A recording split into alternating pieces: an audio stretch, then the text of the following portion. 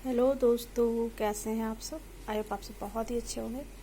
ये देखिए, आज की भोग पूजा सेवा आरती हो चुकी है दोस्तों। और ये हमारे विष्णु लक्ष्मी जी,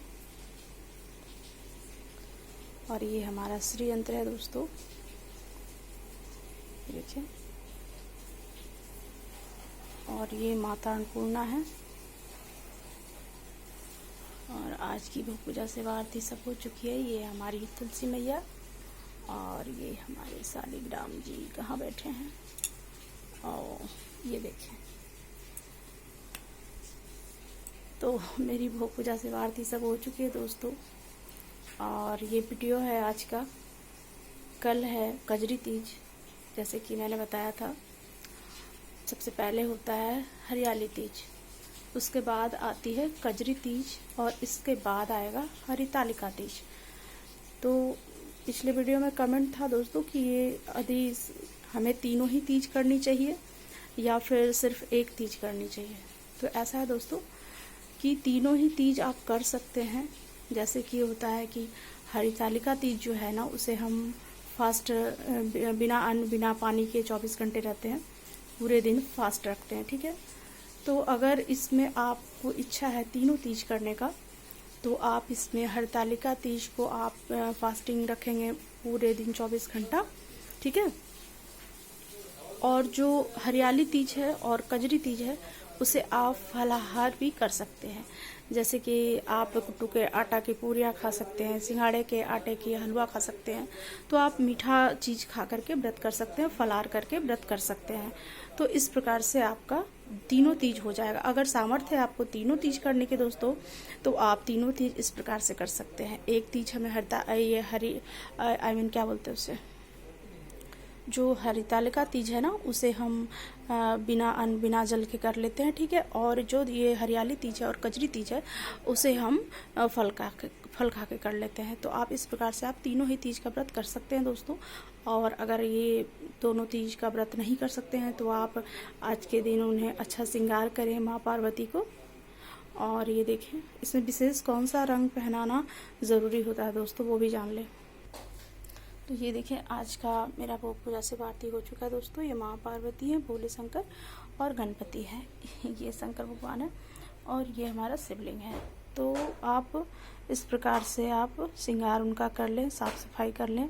अगर नया वस्त्र हर बार नहीं ला सकते हैं, तो आप धुले हुए वस्त्र, जैसे मैंने ये से उतारा, दूसरा इसके पहले मैंने पहनाया था, उसे धो के मैंने प्रेस करके रखा है।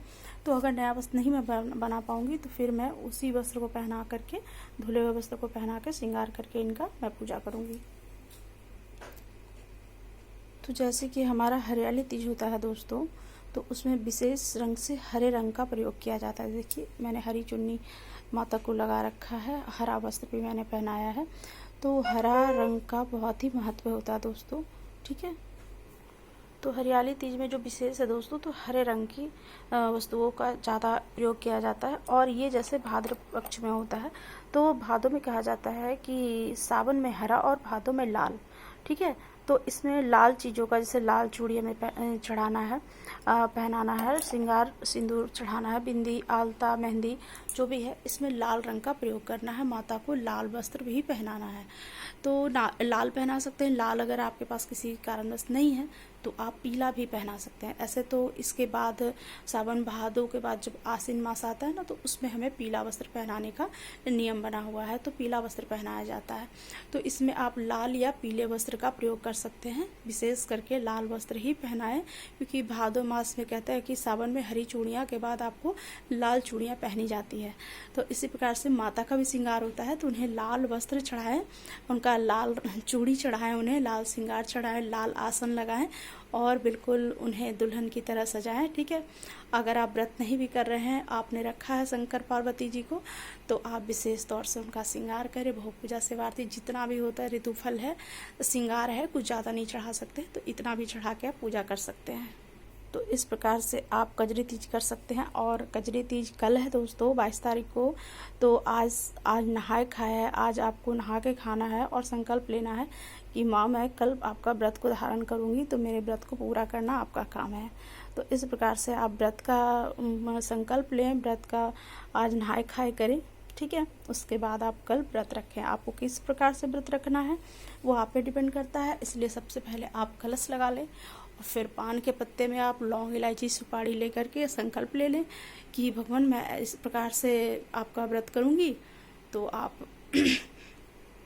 संकल्प ले लें, उस कलश लगा लें और उसके बाद भगवान का व्रत करें। और जिस प्रकार से हरितालिका तीज में पूजा होता है दोस्तों, उसी तरीके से हरियाली तीज में भी पूजा होता है और कजरी तीज में भी पूजा होता है। सेम प्रोसेस रहता है दोस्तों, तो आप देख लें। और मेरी तरफ से सबको एडवांस में कजरी तीज का हैप्पी कजरी तीज। और मेरी भोग पूजा से आरती सब हो चुकी है दोस्तों। और ये हमारी राधा प्यारी, ये देखें, और ये हमारे कन्हैया। तो सबको मेरी तरफ से दोस्तों राधे राधे।